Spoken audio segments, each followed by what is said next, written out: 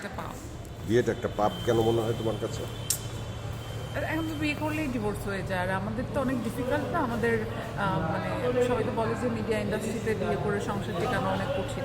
আর আমার তো মাত্র ক্যারিয়ার শুরু, এখন তুমি কাজ করবো, বিয়ে করার এখন সময় নাই। সো তুমি বলতে চাচ্ছ যে অ্যাক্ট্রেস হবে বা মিডিয়াতে যে কাজ করবে তার বিয়ে না করাই ভালো? বিয়ে না করা ভালো না, মানে একটা টাইমে যে করা উচিত। তুই যখন একটা টাইম বলতে কি বুড়া বয়স বুঝো? হ্যাঁ, বুড়া বয়সে করা উচিত। বুড়া বয়সে বুড়াটা পাবা কই? পাওয়া যাবে, দেখা যাবে যে আর একটা বুড়া পেয়ে গেছি, আমি তো এটাই করতে নাকি চাই। বুড়া বয়সে আবার একটা ইয়াং খুঁজবা? না না না, ওই বয়সের সামঞ্জস্যটা রাখতে চাই আমি। ওকে, নিজেকে মেনটেন করো কিভাবে বা সুন্দর থাকো কিভাবে বা নিজেকে ক্যারি করো কিভাবে?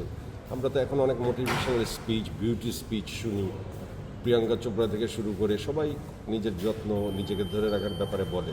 তুমি বাংলাদেশের একজন র্যাম মডেল হিসেবে নিজেকে ধরে রাখার তোমার প্রচেষ্টাটা কি করো? অনেক কিছু, এটা আমার কাছে মনে হয় কি, এটা একটা ধরেন যে বলে না যে ভক্তি করা বা এরকম। সো আমি অনেক ওয়ার্কআউট করি, আমি কার্ব খুবই কম খাই, চেষ্টা করি বাসায় যেটা হয় না ওইটাই, বাসার লোকাল আম্মুর হাতে খাবারটাই খাওয়া পছন্দ করি। অয়েল এগুলো একটু কম খাই, প্রসেস ফুড কম খাই, আর স্ট্রেস নিই না। যে স্ট্রেস দিবে সে বাদ আমার লাইফ থেকে, যে স্ট্রেস দিবে সেই বাদ লাইফ থেকে। স্ট্রেস নিজে নাও না, না, একদম না। মানুষকে দাও? কেউ যদি মনে করে তাকে দিই, মানুষকে দিই, নিজে নিই না। মানুষকে দিই।